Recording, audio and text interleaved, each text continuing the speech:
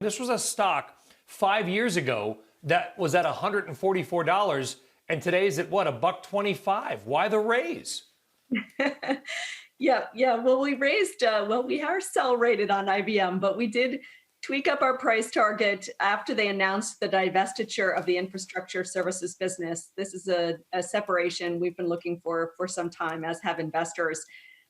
It will help the growth profile of RemainCo IBM, which is, that's the real goal for IBM, is to get back to growth. They're at almost a decade now of declining revenues on an organic, constant currency basis year to year.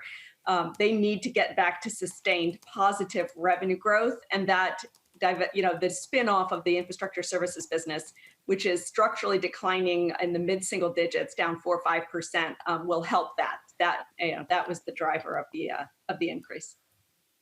Do you think it will happen? Do you think there will be some kind of significant spin-off or break up of IBM?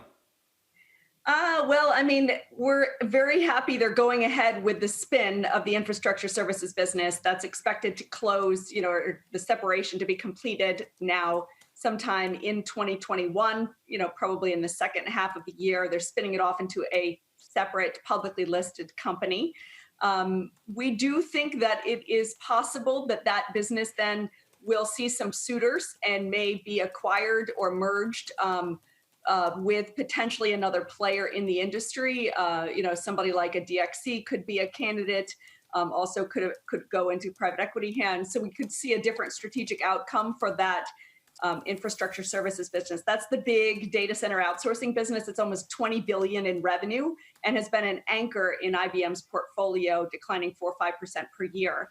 So with that piece out of the mix and now Red Hat in, those two things together at least get IBM back to, sort of flattish to modestly positive growth as kind of a sustained trajectory, off of which then they can hopefully accelerate. Shepard Smith here. Thanks for watching CNBC on YouTube.